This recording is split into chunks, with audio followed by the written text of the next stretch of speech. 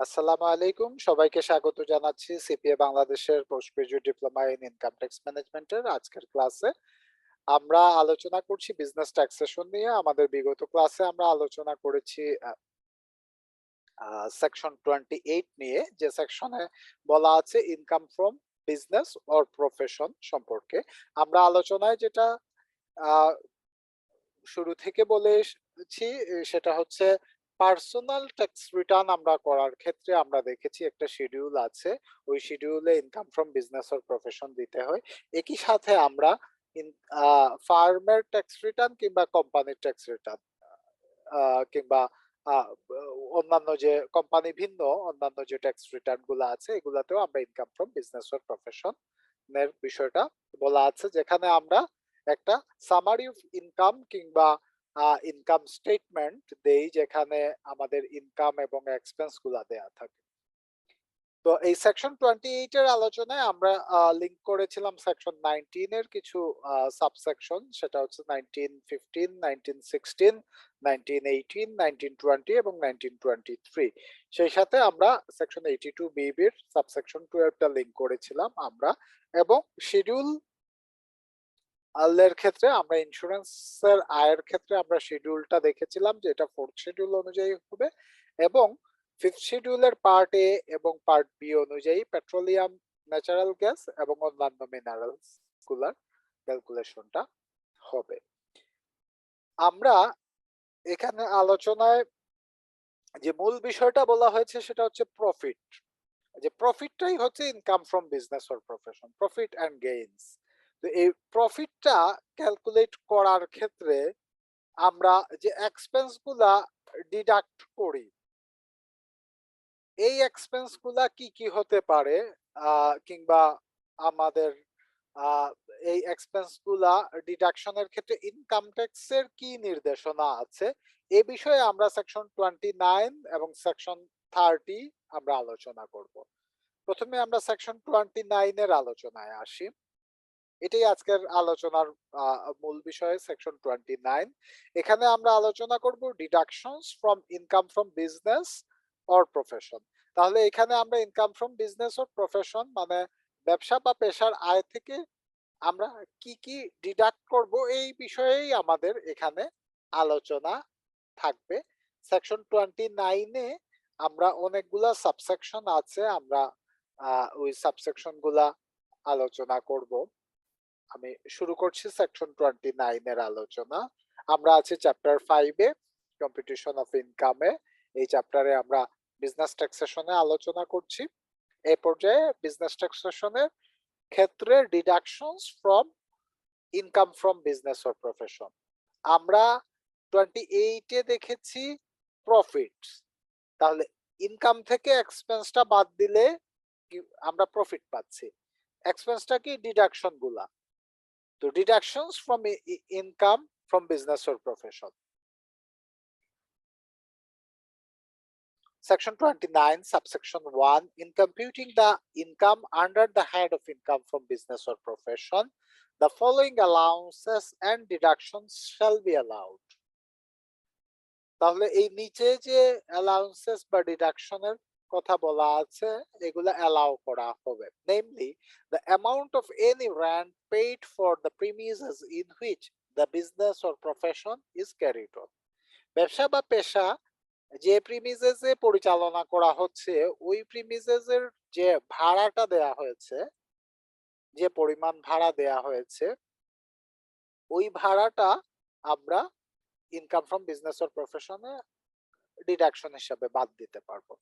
এখানে একটা কন্ডিশন আছে, এটা বলা আছে provided that if a substantial part of the premises is used by the assessee as a dwelling house, the amount shall be a proportionate part of the rent having regard to the proportionate annual value of the part so used. এখানে যদি পুরো premises এর একটা অংশ বসবাসের জন্য করদাতা ব্যবহার করে থাকেন এবং আরেকটা অংশ ওনার ব্যবসা বা পেশা পরিচালনার জন্য ব্যবহার করে থাকেন, তাহলে ওই অংশটুকু, যে অংশটুকু উনি ব্যবসা বা পেশার জন্য ব্যবহার করেছেন, এটা প্রপোর্শনেট ভাবে টোটাল ভ্যালু থেকে ওই অংশটুকু আমরা এখানে বাদ দিতে পারবো।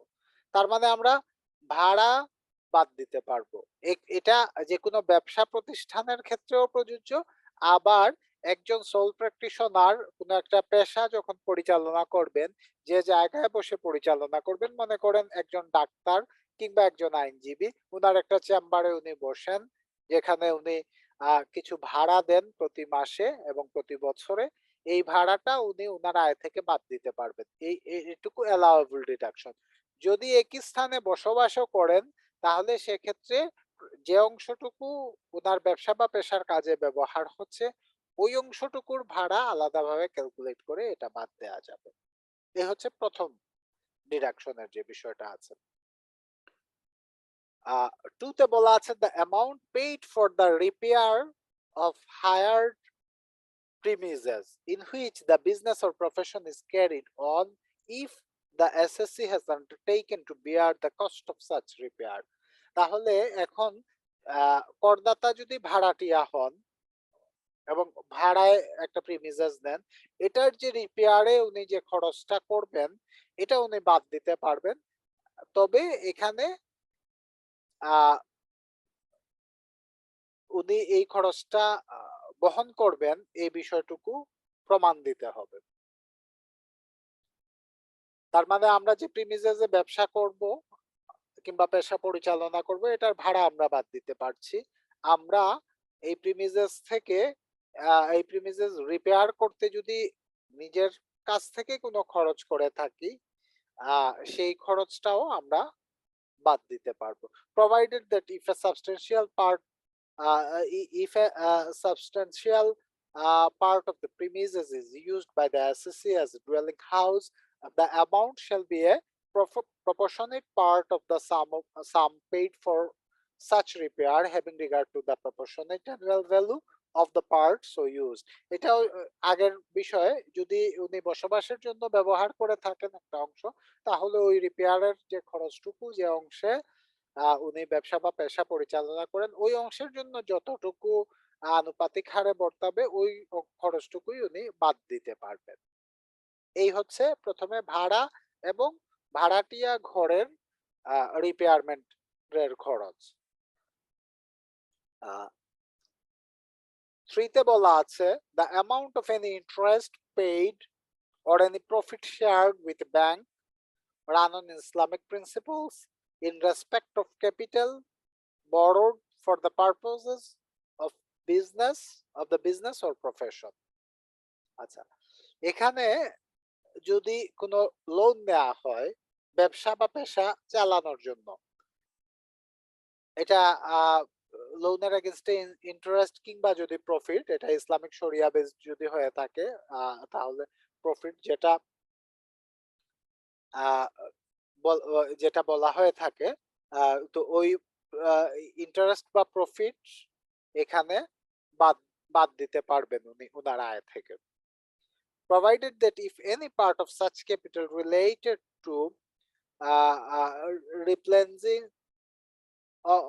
the cash or to any other asset transferred to any other entity when lending the money is not the business of transfer, the amount shall be proportionate part of the interest so paid or the profit so shared, having regard to the proportion of such capital so used. যদি এটা যে টাকাটা নেওয়া হলো, এটা যদি আবার ভাগ করা হয় অন্য কাউকে, কারোর সাথে যদি শেয়ার করা হয় অ্যাসেটটা, কিংবা কোনো অ্যাসেট কিনে এটা যদি আবার ট্রান্সফার করা হয়, তাহলে সেক্ষেত্রে ওই প্রপোর্শনের পার্টটা এখানে ডিডাকশনে আসবে।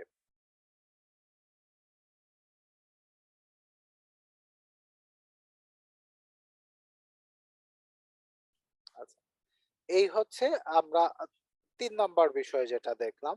4 এ বলা আছে any sum paid or credited to any person maintaining a profit and loss sharing account or deposit with a bank run on Islamic principles by way of distribution of profits by the said bank in respect of the said account of deposit। আচ্ছা, এখানে দেখা যাচ্ছে যে যদি কোনো profit দেয়া হয় Islamic প্রিন্সিপলে চলা কোনো ব্যাংকে ক্ষেত্রে, তাহলে এটাও আমরা এখানে বাদ দিতে পারবো।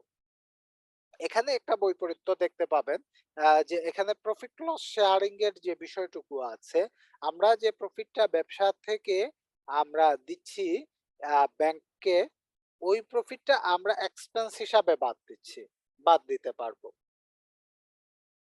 আমরা বলছি অংশীদারিত্ব এখানে, ব্যবসায় অংশীদারিত্ব, কিন্তু যদি প্রফিট শেয়ারিং এ ওই প্রফিটটুকু আমরা এখানে আমরা একজন পার্টনারকে যখন দেব তখন আমরা ট্যাক্স বাদ দিয়ে তারপরে দেব। কিন্তু যখন এখানে ব্যাংক ইনভলভ হবে এবং ব্যাংকে আমরা যখন প্রফিট শেয়ারটা দেব, সেক্ষেত্রে এই প্রফিটটা আমরা আমাদের ইনকাম থেকে বাদ দিতে পারবো। এটা হচ্ছে 4। 5টা এখানে আগে ছিল, এখন নেই, আমরা তাই 5 ওমিট হয়ে গেছে। 2000 অর্থায়ন 2022 অনুযায়ী।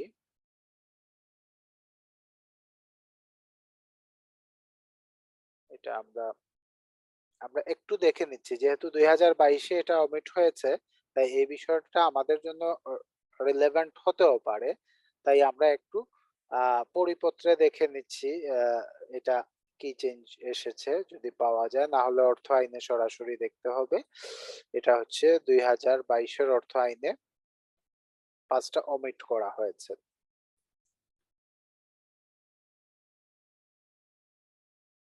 আমরা একটু পরিপত্রে 5 নাম্বারটা একটু দেখে নিচ্ছি।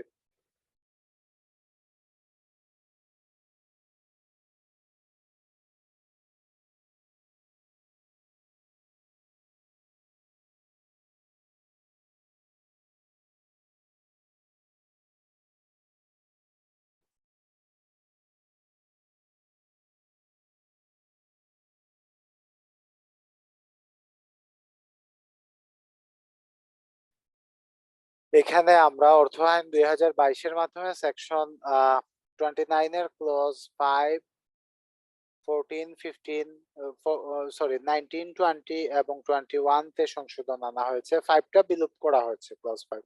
বিদ্যমান বিধান অনুযায়ী সরকার কর্তৃক অনুমোদিত কোন স্পেশাল রিজার্ভের পুঞ্জীবিত পরিমাণ কোন আর্থিক প্রতিষ্ঠানের পরিশোধিত মূলধনকে অতিক্রম না করলে স্পেশাল রিজার্ভে মোট আয়ের 5% পর্যন্ত অর্থ সংরক্ষণ কোন আর্থিক প্রতিষ্ঠানের অনুমোদিত ব্যয় হিসাবে বিবেচিত হয়, যেটা পরিশোধিত মূলধনের অতিক্রম না হলে 5% রিজার্ভে।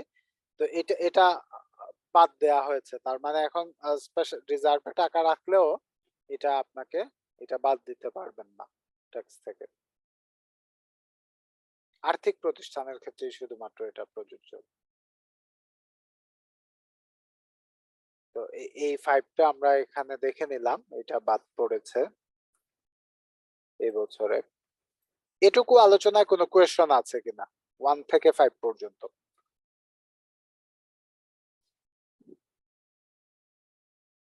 আমরা দেখলাম রেন্টটা বাদ দিতে পারবো, আমরা রিপেয়ার করে থাকলে হায়ার প্রিমিসেস এটা বাদ দিতে পারবো, আমরা কোনো ইন্টারেস্ট দিয়ে থাকলে বাদ দিতে পারবো, কিংবা প্রফিট দিয়ে থাকলে কোনো বাদ দিতে পারবো।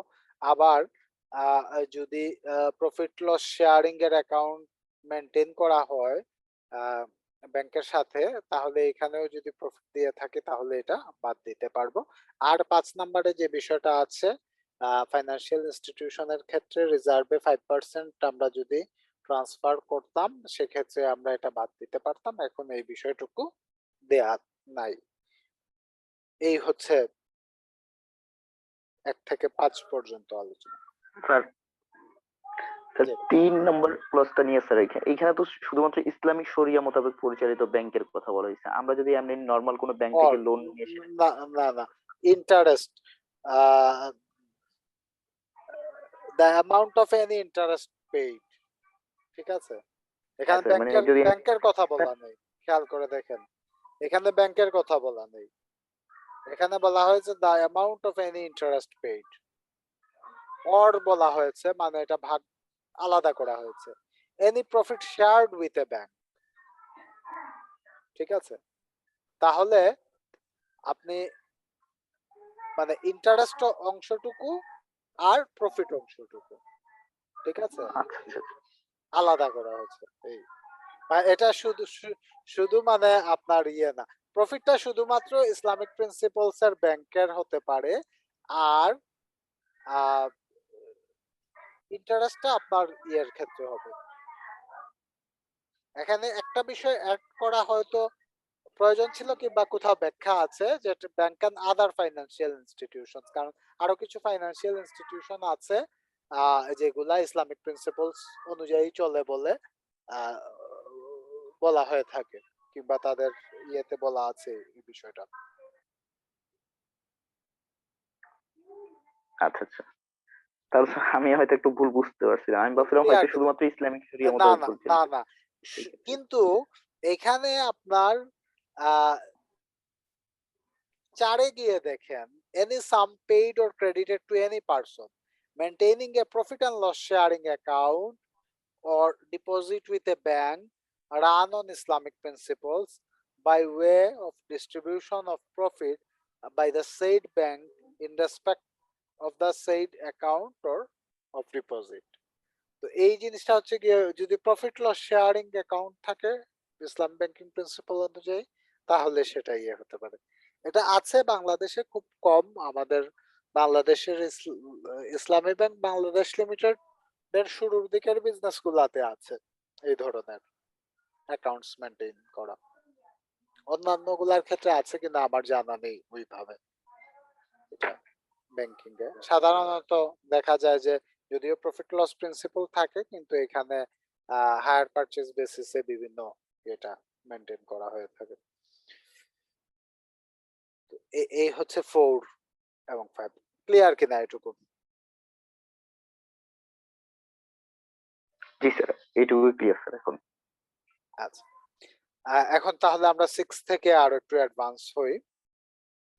The amount paid on account of current repairs of buildings, machinery, plant or furniture used for the purpose. যদি building machineries plant furniture use করা হয়, এটা রিপেয়ারের যে খরচটুকু আছে এই খরচে এটাও আমরা এক্সপেন্স হিসাবে বাদ দিতে পারবো। The whole or proportionate part of the amount of any premium paid for insurance against risk of damage, destruction or loss of buildings, machinery, plant or furniture, stocks or stores according as the whole or part thereof is used for the purpose of the business or profession. এখানে ব্যবসা বা পেশার জন্য ব্যবহৃত যে যে যে জিনিস আছে, building machinery, plant, furniture, stock, other যে বিষয়গুলো আছে, এগুলার জন্য যদি কোনো ইন্স্যুরেন্স করা হয় এবং ওই ইন্স্যুরেন্সের প্রিমিয়াম যদি পে করা হয়, এটাও আমরা ইনকাম থেকে বাদ দিতে পারবো।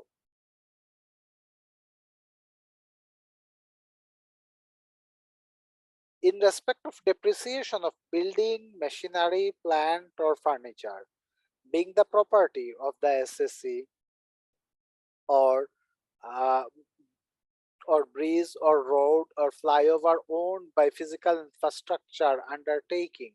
আচ্ছা, এখানে এই যে ব্রিজ, রোড, ফ্লাইওভার এগুলা এসেছে পিপিপি প্রজেক্টে, যেহেতু এই বিষয়গুলা অ্যাড হয়েছে প্রাইভেটের ইনভলভমেন্ট, এটা এখানে 2020 সালে এই বিষয়গুলা এসে অ্যাড হয়েছে। And used for the purpose of business or profession, the allowances as admissible under third schedule। তাহলে এখানে তৃতীয় তফসিল অনুযায়ী থার্ড শিডিউলে ডেপ্রিসিয়েশনের রেট বলা আছে, রেট অফ ডেপ্রিসিয়েশন বলা আছে। খাওয়া দাওয়া করছো? কি খাইছো? এই রেট অফ ডেপ্রিসিয়েশনে আমরা থার্ড শিডিউলে অনুযায়ী আমরা ডেপ্রিসিয়েশনটাও বাদ দিতে পারবো। In respect of amortization of license fee and admissible under the third schedule, license ফির ক্ষেত্রে অ্যামortize যদি আমরা করি, কিছু কয়েক বছরের জন্য একটা লাইসেন্স যদি পেয়ে থাকি, এটা আমরা অ্যামortize করি, তাহলে এটা থার্ড শিডিউল অনুযায়ী এডমিসিবল হবে।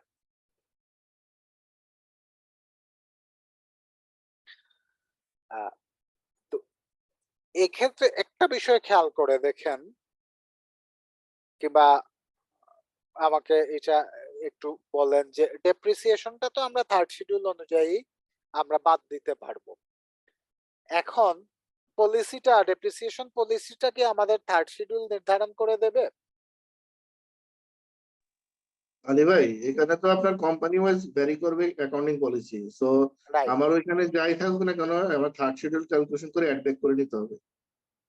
রাইট।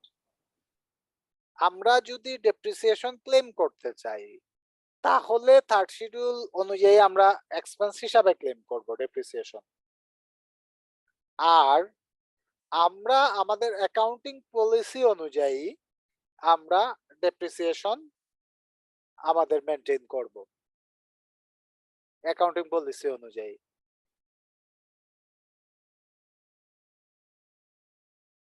খেয়াল করে দেখেন বিষয়টা, আমাদের অনেকের ধারণা যে থার্ড শিডিউল মনে হয় আমাদের ডেপ্রিসিয়েশনটা নির্ধারণ করে দিয়েছে, তা কিন্তু না। ইনকাম ট্যাক্সে আপনি মানে ডেপ্রিসিয়েশনটা এক্সপেন্স হিসাবে দেখানোর জন্য থার্ড শিডিউলটা হচ্ছে এক্সপেন্সে দেখানোর জন্য থার্ড শিডিউলটা হচ্ছে এখানে আমাদের যে রেটটা বলা আছে ওই থার্ড শিডিউল অনুযায়ী আমরা রেট ধরবো, কিন্তু ডেপ্রিসিয়েশনটা কোম্পানি তার পলিসি অনুযায়ী করবে। ক্লিয়ার কিনা? স্যার অডিট রিপোর্টে তো আমাকে স্যার ইয়াটাই দেখাইতে হবে, মানে হচ্ছে ট্যাক্স, ইনকাম ট্যাক্সের যে থার্ড শিডিউল অনুযায়ী দেখাইতে হবে নাকি? কেন? আমি স্যার অডিট রিপোর্টটা তো স্যার আমার তো ট্যাক্স অফিসে জমা করতেই হবে তাহলে। না, অডিট রিপোর্ট আপনি ট্যাক্স অফিসে জমা করার জন্য তো অডিট করা হয় না। না, কিন্তু ওরা তো তখন তো নির্ধারণ করে দিবে এইটা এই অনুযায়ী তো। না, না, না, ট্যাক্স অফিসে জমা দেওয়ার জন্য কি অডিট করা হয়? মানে প্রথম প্রথম না স্যার, question। না স্যার, যখন ওরা ট্যাক্স অফিস মানে ট্যাক্স অফিস থেকে ধরবে স্যার ডেপ্রিসিয়েশনটা চার্জ হ্যাঁ, করবে, ওরা তো তো থার্ড শিডিউল অনুযায়ী তখন চার্জ as করবে। per যখন আপনি ট্যাক্স ক্যালকুলেট করবেন, মানে আপনার যখন যে ট্যাক্স লাইবিলিটিটা আপনি ক্যালকুলেট করবেন, কোম্পানি যখন ট্যাক্স লাইবিলিটিটা ক্যালকুলেট করবে, তখন ডেপ্রিসিয়েশন এক্সপেন্সটা থার্ড শিডিউল অনুযায়ী ক্যালকুলেট করবে। আর কোম্পানি যখন ডেপ্রিসিয়েশনটা ক্যালকুলেট করবে কোম্পানির অ্যাসেটের ক্ষেত্রে, তখন কোম্পানি তার পলিসি অনুযায়ী ডেপ্রিসিয়েশন ক্যালকুলেট করবে।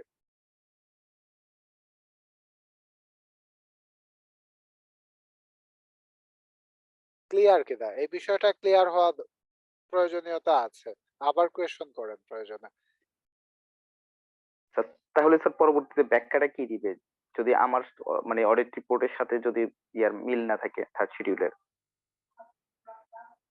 আচ্ছা, ডেপ্রিসিয়েশনটা কে নির্ধারণ করবে কোম্পানির?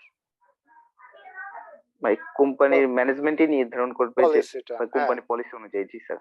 হ্যাঁ, আমি জানি আমার মানে কোন অ্যাসেটের লাইফ কতটুকু। এখন অডিটর এসে সে এটা দেখতে পারে, হয়তো বা আমাদের ডেপ্রিসিয়েশন পলিসি অডিটর চেঞ্জ করতে পারে, কিংবা সে কমান্ড করতে পারে যে না, আমি ডেপ্রিসিয়েশন বেশি ধরেছি কিংবা কম ধরেছি, ট্রু অ্যান্ড ফেয়ার ভিউ এর জন্য।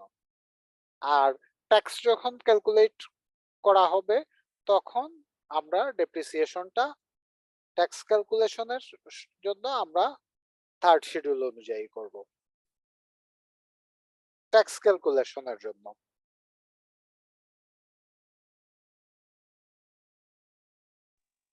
জি স্যার, এটুকু ক্লিয়ার স্যার। এটাই এই হচ্ছে জন্য এই জন্য প্রিন্সিপাল, এই জন্য এটাই আলী হচ্ছে ভাই প্রিন্সিপাল।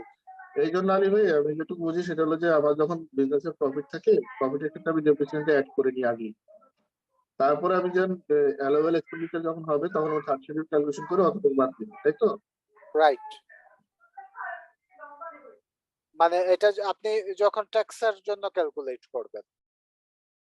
জি বস। হ্যাঁ। এটাই হচ্ছে মানে ডেপ্রিসিয়েশন ক্যালকুলেশনের প্রিন্সিপল। এখানে আমরা মানে প্র্যাকটিস কি হয় এটা মানে ভিন্ন বিষয়। কিন্তু ডেপ্রিসিয়েশনটা ক্যালকুলেট করা এখানে ৩ টা পার্টি ইনভলভ। কোম্পানি তার ব্যালেন্স শিট প্রিপেয়ার করবে, ডেপ্রিসিয়েশন চার্জ করবে, ইনকাম স্টেটমেন্টে দেখাবে। ডেপ্রিসিয়েশন কোম্পানি তার পলিসি অনুযায়ী চার্জ করবে। অডিটর দেখবে কোম্পানি ট্যাক্স লাইবিলিটি ঠিকভাবে প্রভিশন করেছে কিনা, ট্যাক্সটাকে ইনকাম ট্যাক্সের যে প্রভিশনটা আছে এটা সঠিকভাবে করেছে কিনা। ওই ক্ষেত্রে ডেপ্রিসিয়েশনটা থার্ড শিডিউল অনুযায়ী করেছে কিনা। আবার কোম্পানির যে ডেপ্রিসিয়েশন পলিসিটা আছে যেভাবে করা হয়েছে এটা সঠিক কিনা। এখানে কোম্পানি কি কম ডেপ্রিসিয়েট করে অ্যাসেট ওভারভ্যালুড করে ফেলেছে নাকি বেশি ডেপ্রিসিয়েট করে এক্সপেন্স বেশি দেখিয়ে আপনার ট্যাক্স লাইবিলিটিটা আন্ডারভ্যালুড করে ফেলেছে। এই বিষয়টা অডিটর এসে দেখবে। আর ইনকাম ট্যাক্স যখন অ্যাসেসমেন্ট করবে তখন সে দেখবে যে ডেপ্রিসিয়েশনের যে এক্সপেন্সটা চার্জ করা হয়েছে এটা থার্ড শিডিউল অনুযায়ী করা হয়েছে কিনা।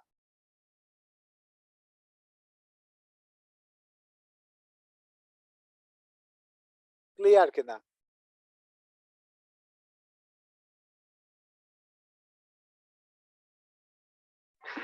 পুরোপুরি ক্লিয়ার হতে পারতেছি না, মানে আমার কাছে মনে হচ্ছে যে মানে একটা তো গ্যাপ থাকতেছে এইখানে দুইটার মধ্যে। হ্যালো স্যার, হ্যালো স্যার, জি এই ডেপ্রিসিয়েশনের কারণে কখন আমার ডিফার্ড ট্যাক্স লায়াবিলিটি এগুলো চলে আসবে না? ডেপ্রিসিয়েশন, অ্যামর্টাইজেশন এগুলোর সাথে আপনার ট্যাক্স বা ইসের সাথে যখন আমার ডিফারেন্সটা হয়ে যাবে তখন? ডিফারেন্স কখন হবে আপনার? ডেপ্রিসিয়েশনে তো ডিফারেন্স হবে না। না, যদি আমার পলিসির সাথে ট্যাক্সের রুলের যখন একটা ডিফারেন্স চলে আসবে না, হ্যাঁ তখনই একটা প্রবলেম হবে না স্যার? এটা এটা এখন যদি সবার ক্ষেত্রে এটাই হয়, ট্যাক্সের পলিসি অনুযায়ী যে হুবহু ওটাই করে তা কিন্তু না। না, এখন আপনার অডিটর কি মানবে আপনি ট্যাক্সের পলিসি অনুযায়ী যদি করেন? অডিটর তো মানতে বাধ্য না। ট্যাক্সের পলিসির বাইরে করলে অডিটর মানবে কিনা সেটা? না না, ট্যাক্স থার্ড শিডিউল অনুযায়ী করলে অডিটর যদি না মানে, থার্ড শিডিউলেই কি স্ট্যান্ডার্ডটা বলা আছে? না, আমি তো সেটাই বলতেছি। তাহলে থার্ড শিডিউল যে সব অডিটর মেনে নেয় আমাদের দেশে, মনে করেন ফর এক্সাম্পল সব কোম্পানি থার্ড শিডিউল অনুযায়ী করলো আর সব অডিটর থার্ড শিডিউল অনুযায়ী মেনে নিল, তাহলে এখানে কি প্র্যাকটিস হলো? তাহলে তো অডিট হলো না সঠিকভাবে। না, সেটাই বলতেছি স্যার। হ্যাঁ, আমি যেটা বলছি এটা হচ্ছে আইডিয়াল সিনারিও, যেটা হওয়া উচিত, একেবারে মেন প্রিন্সিপল। এখানে আমাদের এখানে প্র্যাকটিস হচ্ছে যেটা থার্ড শিডিউল অনুযায়ী ডেপ্রিসিয়েশন চার্জ করা হয় এবং ওটা অনুযায়ী অডিট রিপোর্টেও এটা অনুযায়ী আসে। কোম্পানি থার্ড শিডিউল অনুযায়ী চার্জ করে এবং এটা দেয়া হয়। কিন্তু যখন আপনার এখান থেকে বাইরে থেকে অডিট করবে, ভ্যালুয়েশন হবে, তখন তো আপনার এটা ঠিক থাকবে না। না বস, ওনার কোশ্চেনটা হচ্ছিল কি বস, আমার তো কোম্পানি পলিসি অনুসারে depreciation tax policy, let's say আমি আমার কোম্পানি পলিসি 10% কথার কথা বা 20% মেশিনারির জন্য, আমার থার্ড শিডিউলে 10%, এই যে ডেল্টা যে একটা 10%, এই 10% তো বার অনুসারে যে ডেফার্ড ট্যাক্স লাইবিলিটি, তখন একটা ডেফার্ড ট্যাক্স লাইবিলিটি ক্রিয়েট হয়ে যাবে, তাই না? গ্যাপ হয়ে যাচ্ছে, সেটার কোনো ট্রিটমেন্ট কি ট্যাক্সে ইম্পোজিশন আছে কিনা? ডেফার্ড ট্যাক্স লায়াবিলিটি তো ক্রিয়েট হতেই পারে। পলিসি যদি আপনার মানে থার্ড শিডিউল অনুযায়ী যদি আপনি না করেন তাহলে তো ডেফার্ড ট্যাক্স লায়াবিলিটি থাকবেই। কোনো না কোনো একটা জায়গায় তো গ্যাপ থাকবেই, পার্থক্য তো থাকবে। জি বস, এটা মানে ওই পলিসি অনুসারে, মানে যেখানে আমার শেষ হবে 5 বছর বা 10 বছর, ওইখানে যে আলটিমেটলি লাস্ট রেজাল্ট 0 হয়ে যাবে। আপনার তো না, এটা যখন লাইফ শেষ হবে তখন তো আপনার এটা হিসাব মিলে যাবে। কিন্তু এটা আসলে মিলবেই না স্যার, কারণ থার্ড শিডিউল যেভাবে বলতেছে আমার অর্গানাইজেশন পলিসি বা আমার বিজনেস নেচার অনুযায়ী তো আমার অর্গানাইজেশনে অ্যাসেটের রেসপেক্টেড লাইফ ডেপ্রিসিয়েশন রেটটা সেট করতে হবে না স্যার? রাইট। আমি হয়তো বা একটা কম্পিউটার 2 বছর 3 বছর ইউজ করতে পারি, বাট অন্য অর্গানাইজেশন কিন্তু 3 বছরে তার ওটা ফুললি সে ডেপ্রিসিয়েট করবে না, সে ওটা চাইবে 5 বছর ইউজ করতে, তাই না? রাইট। Laptop computer. হ্যাঁ, এক এক অর্গানাইজেশন এক এক ভাবে ইয়ে করছে। কিন্তু আপনার ডেপ্রিসিয়েশন এক্সপেন্স তো মানে ইনকাম ট্যাক্স ক্যালকুলেট করার জন্য ডেপ্রিসিয়েশনটা তো থার্ড শিডিউল অনুযায়ী আসছে। না না, অবশ্যই অবশ্যই স্যার, ওইখানে না হলে তো বাকিটুকু ইনঅ্যাডমিসিবল করে তোমার ট্যাক্সের মধ্যেই ফেলে দিবে। হ্যাঁ, মানে আপনাকে তো খেয়াল করে দেখেন, যখন আপনি ট্যাক্স ক্যালকুলেট করবেন তখন আপনি থার্ড শিডিউল অনুযায়ী যতটুকু হয় ততটুকু আপনি ধরলেন ট্যাক্স হ্যাঁ, প্রভিশন করার ক্ষেত্রে সেটাই আমি করতেছি, হ্যাঁ অ্যাকাউন্ট প্রভিশন প্রভিশন করার ক্ষেত্রে। তাহলে আপনার সমস্যা কোন জায়গায় হচ্ছে? সমস্যা হচ্ছে ওই যে আমি অর্গানাইজেশনে যখন প্রফিট অ্যান্ড লস স্টেটমেন্টটা করতেছি তখন যে আসলে সমস্যা না, সমস্যা ওইখানে কোথায় হবে? ট্যাক্সটা তো বেড়েই যাচ্ছে। সমস্যার তো কিছু দেখি না আমি। না, সমস্যা ট্যাক্সটা নাই। যখন আপনাকে দুইটা মানে ক্যালকুলেশন মানে রাখতে হবে আর কি, দুইটা ক্যালকুলেশন আলাদা আলাদা ভাবে। জি জি। অ্যাসেটটা দুইটা আপনি ওইভাবে টানতে হবে। হ্যাঁ মানে ট্যাক্সের জন্য আলাদা একটা ক্যালকুলেশন আপনাকে কন্টিনিউ করতে হবে। এবং যখন এক্সপায়ার করবে কোনো একটা অ্যাসেট তখনই আপনার এটা অ্যাডজাস্ট হবে। জি। এবং অ্যাডজাস্ট হলে আপনি ওইটুকু অংশই করতে পারবেন যেটা ওই যে 19 ধারায় বলা আছে, আমরা গতদিন আলাপ করলাম যেটা। যদি বেশি দামে বিক্রি হয় তাহলে সেক্ষেত্রে অতিরিক্তটুকু আবার আপনাকে রাখতে হবে। সো আলটিমেটলি কিন্তু অ্যাকচুয়াল হচ্ছে, আলটিমেটলি অ্যাকচুয়াল অ্যাকচুয়াল হচ্ছে, ইয়েস স্যার। মানে যখন আপনি অ্যাসেটটা ডিসপোজালে যাচ্ছেন তখন কিন্তু অ্যাকচুয়াল হচ্ছে ডেপ্রিসিয়েশন। অ্যাকচুয়াল খেয়াল হচ্ছে, করে রাইট। দেখেন ইনকাম ট্যাক্স আইনে। কিন্তু over the period of time আপনি থার্ড শিডিউল অনুযায়ী করবেন। আর প্রবলেম হচ্ছে থার্ড শিডিউলের সাথে কোম্পানি পলিসি আপনার পার্থক্য হতে পারে, আবার কোম্পানি পলিসির সাথে অডিটরের পার্থক্য আসতে পারে, তাই না? অবশ্যই। কিন্তু ট্যাক্স নির্ধারণের ক্ষেত্রে থার্ড শিডিউল বলে দেয়া আছে। আর আমাদের এখানে মূল বিষয়টা যেটা হচ্ছে, যেটা জাবের ভাই করলেন, যে আমাদের এখানে প্র্যাকটিস হয়ে গেছে না থার্ড শিডিউলই ডেপ্রিসিয়েশন হবে, এর বাইরে ডেপ্রিসিয়েশন হবে না। থার্ড শিডিউলে ডেপ্রিসিয়েশন হবে, এর বাইরে ডেপ্রিসিয়েশন হবে না। আর শিডিউল তো আসলে এনবিআর তার মতো করে ট্যাক্স বানাইছে, ক্যালকুলেশনের জন্য, ট্যাক্স ক্যালকুলেশনের জন্য থার্ড শিডিউলটা ট্যাক্স ক্যালকুলেশনের ক্ষেত্রে। এখন আমি মানে কয়েকটা এক্সাম্পল দেই এখানে, এই বিষয়টা খেয়াল করেন, খুব গুরুত্বপূর্ণ, কারণ ডেপ্রিসিয়েশন নিয়ে অনেকগুলা আছে। একটা কোম্পানি ডেপ্রিসিয়েশন থার্ড শিডিউল থেকে কম চার্জ করেছে, এখন ডিসিটি যখন অ্যাসেস করেছেন তখন উনি থার্ড শিডিউল অনুযায়ী ডেপ্রিসিয়েশন ক্যালকুলেট করেছেন। খেয়াল করে দেখেন, যখন আপনি অডিটর যেটা করছেন যে রেটে ডিসিটি, কিন্তু এর থেকে বেশি রেটে করছেন ডেপ্রিসিয়েশন থার্ড শিডিউল অনুযায়ী। তো এই ক্ষেত্রে দেখা যায় যে আপনার অডিট রিপোর্টে যাই থাকুক না কেন ডেপ্রিসিয়েশনটা ক্যালকুলেট হবে আপনার ইনকাম ট্যাক্স ক্যালকুলেশনের ক্ষেত্রে থার্ড শিডিউল অনুযায়ী,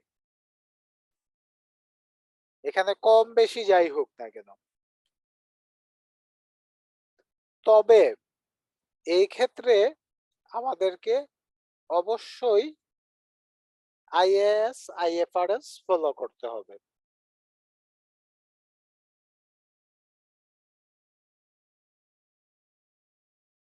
এই বিষয়টা ইনকাম ট্যাক্সেও আছে, এই ক্ষেত্রে যে আপনি আইএএস আইএফআরএস ফলো করবেন এই বিষয়টাও ইনকাম ট্যাক্সে মানে বলা আছে।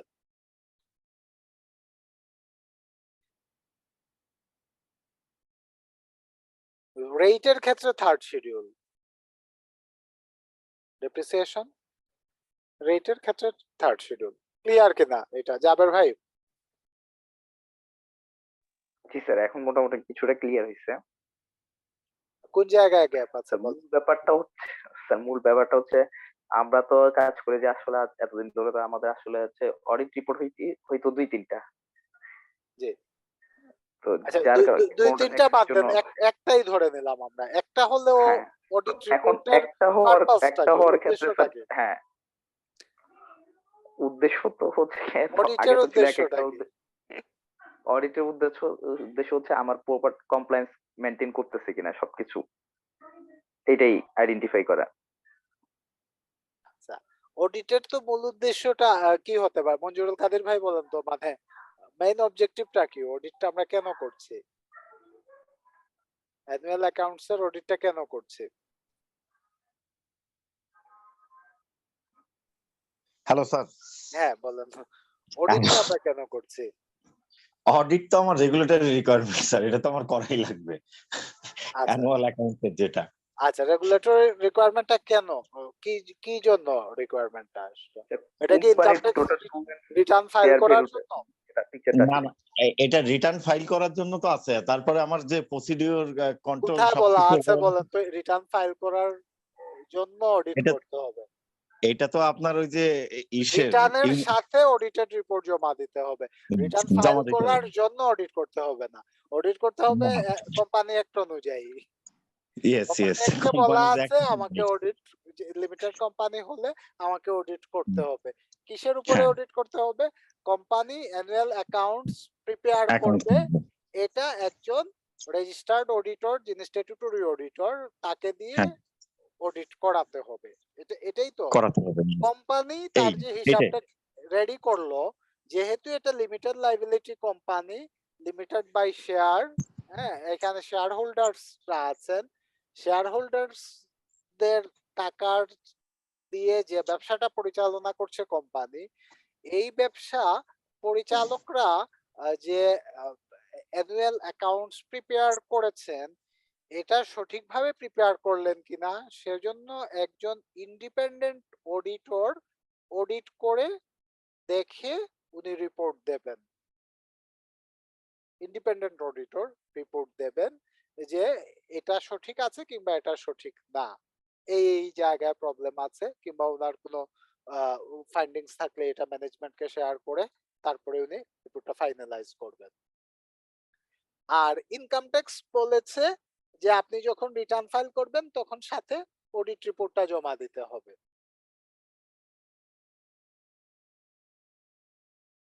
এখানে আইনের কিছু বিষয় আছে, অডিট রিপোর্টের ভিত্তিতে রিটার্ন, তো অডিট রিপোর্ট আমি জমা দিলে আবার ডিসিটি কেন অ্যাসেসমেন্ট করবেন? এর বাইরে কিভাবে যান ডিসিটি? এখানেও তো একটা কোয়েশ্চন আছে, তাই না? অডিট রিপোর্ট যেটা আছে এটা তো স্ট্যাটুটরি অডিটর করলেন একজন অডিটর, এর বাইরে কিভাবে যান? বাইরে যেতে পারবেন এখানে যে সেকশন 29 এবং 30 তে যে বিষয়গুলা বলা আছে, এই বিষয়গুলা ধরে উনি বাইরে যেতে পারবেন। এখানে যে থার্ড শিডিউলের যে বিষয়টা বলা আছে এটা দেখবেন উনি, এখানে ডেপ্রিসিয়েশনটা থার্ড শিডিউল অনুযায়ী হয়েছে কিনা, বাদ বাকি যে বিষয়গুলো আছে এই বিষয়গুলা দেখবেন। ইনকাম ট্যাক্সের যে অংশটুকু আছে এইটুকু উনি দেখবেন। ক্লিয়ার কিনা?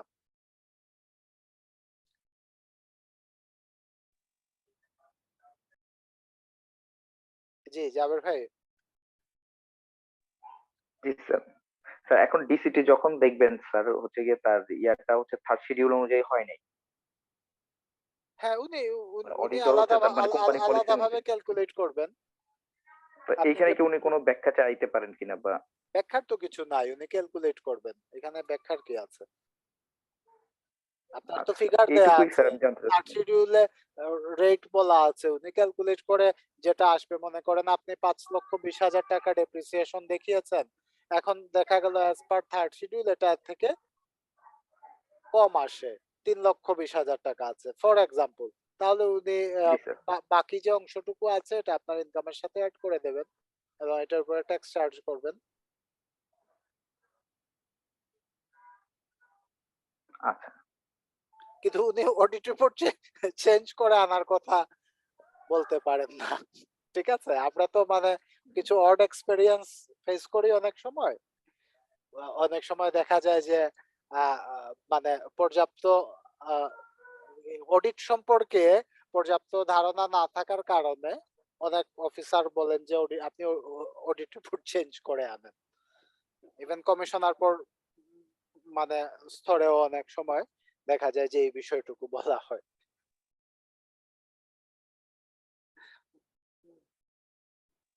জি স্যার, এখন মোটামুটি ক্লিয়ার আছে স্যার। কিন্তু এই বিষয়ে আপনাদের কনসেপ্টটা ক্লিয়ার না থাকলে আমাদের মানে প্র্যাকটিক্যালি কাজের ক্ষেত্রে আহ, ওই যেটা আমাদের প্রচলিত যে ভুল বলবো না আমি, এটা তো অপরাধ, প্রচলিত অপরাধ চলতে থাকবে।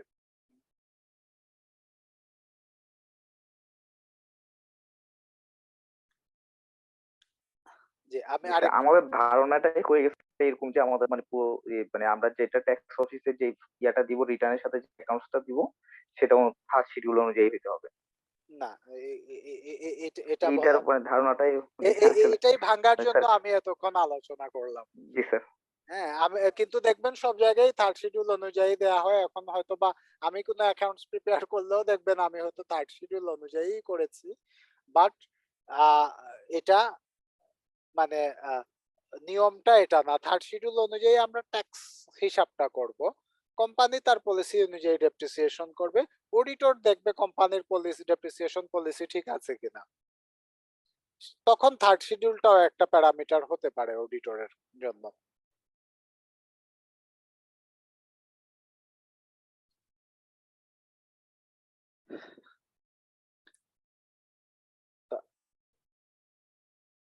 তো আমরা আরেকটু অ্যাডভান্স হই।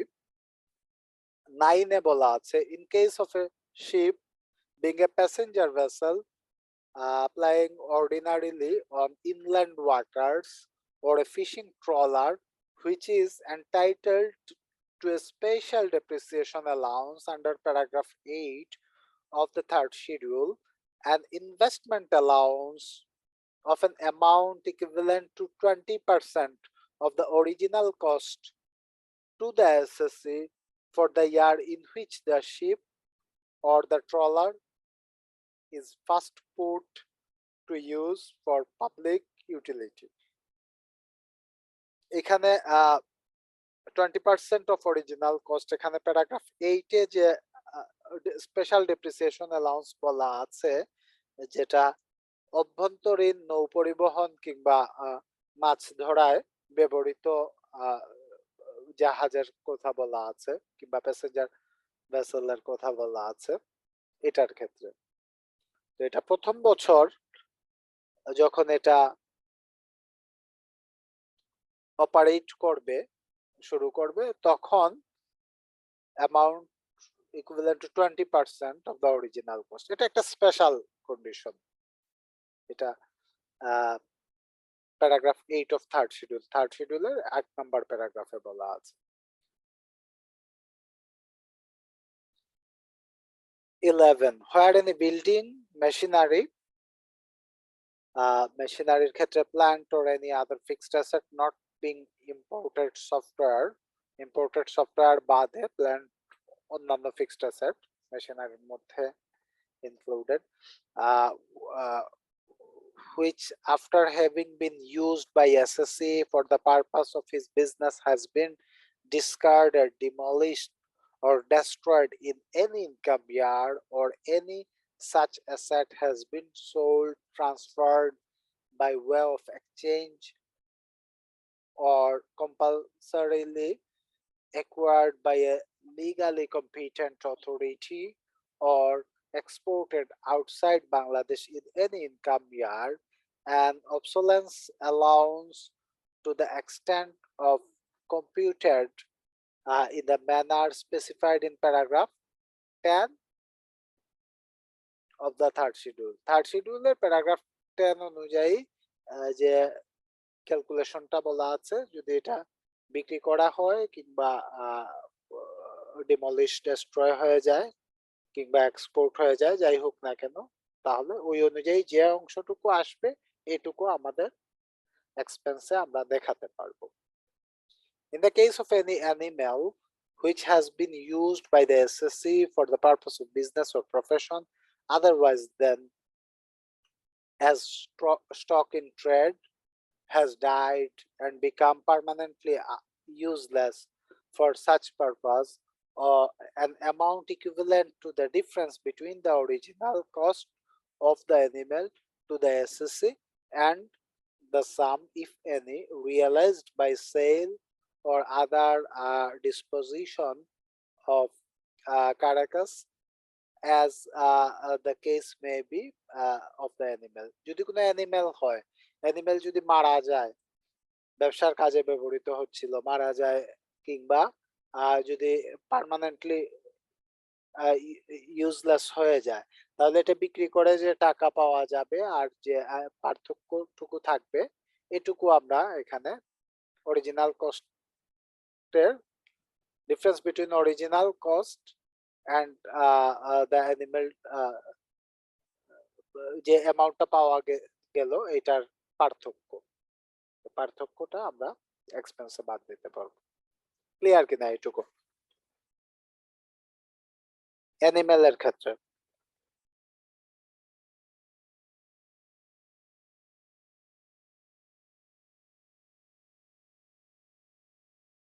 এটা কোন কিন্তু কোন বিজনেস এরকম থাকতে পারে? মনে করেন আপনি দুগ্ধ খামার মনে করেন, ঠিক আছে? তো এখানে তো আপনার যে গাভী আছে এরা আপনার অ্যাসেট, তাই না?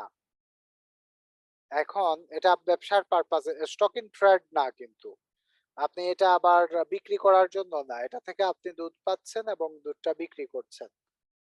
এখন দেখা গেল একটা পর্যায়ে গাভীটি মারা গেল, কিংবা এটা আর এখন ওই উপযোগিতা নেই, আপনি বিক্রি করে দিচ্ছেন।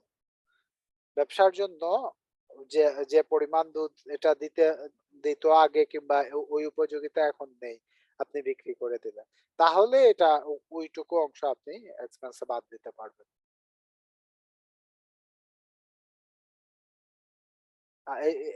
একই বিষয় আপনার ইয়ের ক্ষেত্রে হবে। আপনার যদি পোল্ট্রিতে আপনার যদি ডিমের ইয়ে থাকে,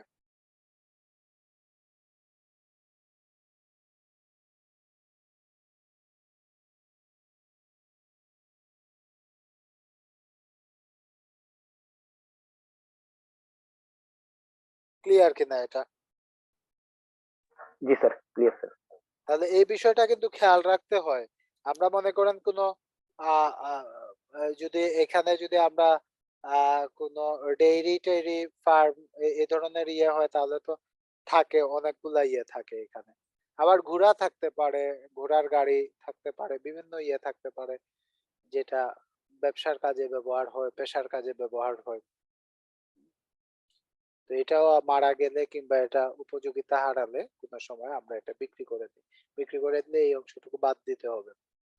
এটা আমার অ্যালাউবল এক্সপেন্স, এটা অ্যালাউ করবে, এই ডিডাকশনটা অ্যালাউ করবে।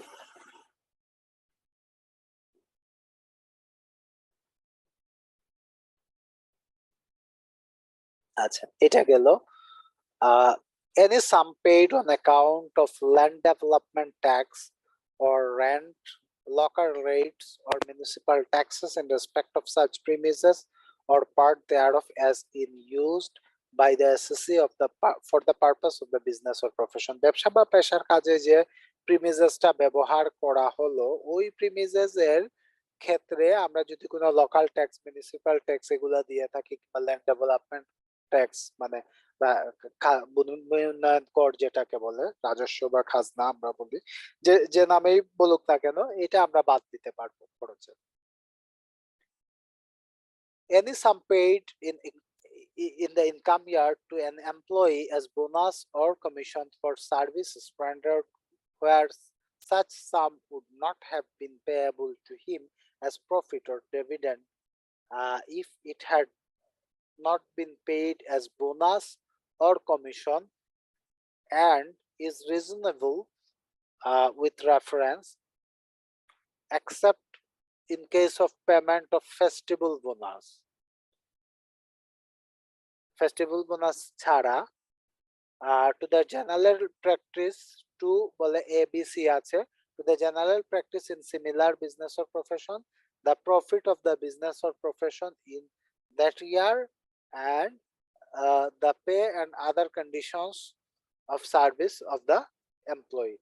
তাহলে এমপ্লয়িকে যদি আমরা কোনো আয় বছরে তার কোনো কোনো বোনাস বা কমিশন বা মুনাফা বা ডিভিডেন্ড বাবদ কিছু দেয়া হয়, যেটা যুক্তিসঙ্গত।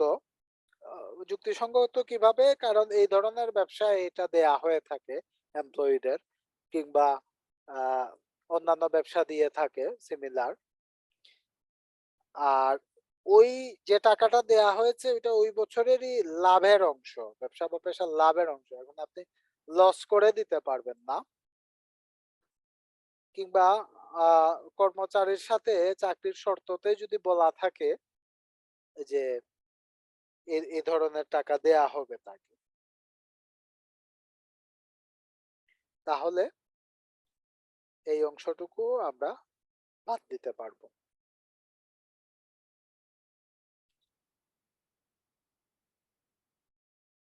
The amount of any debt or part thereof which is established to have become irrecoverable and has actually been written off as such in the books of accounts of the SSC for the income year, if the debt or part thereof has been taken into account in computing the income of the SSC of that income year or an earlier income year, and in the case of business of banking or money lending carried on by the SSC, represents money lent in the ordinary course of business. আচ্ছা, এখানে আমরা bad ডেপ্টের যে বিষয়টা বলা আছে, ওই bad ডেপ্টটা আমরা বাদ দিতে পারবো।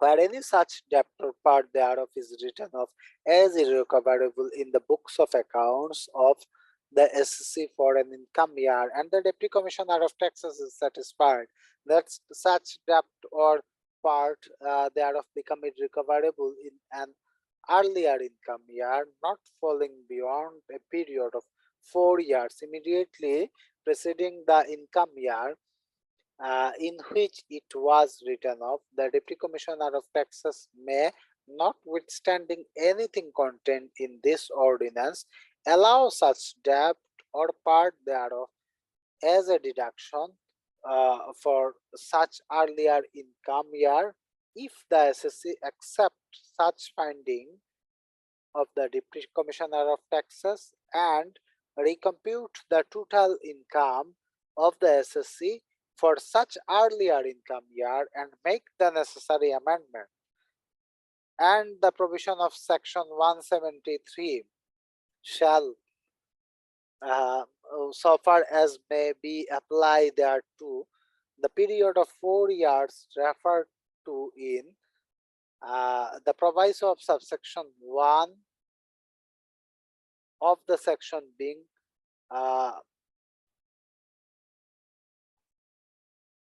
reckoned from the end of the year in which the assessment relating to the income year in which the debt or part thereof is written off was made.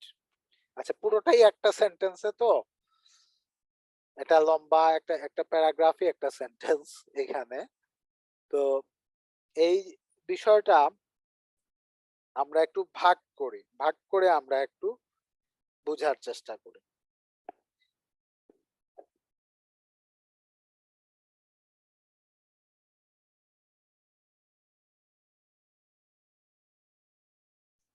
মনে করেন আমাদের একটা ব্যাড ডেপ্ট, যেটা 4 বছর ধরে ব্যাড ডেপ্ট ছিল। 4 বছর ধরে আমরা মানে ডেপ্ট ছিল, এটা আমরা দেখিয়ে এসেছি। এখন 4 বছর পরে দেখা গেল যে এটা আদায় হয়নি।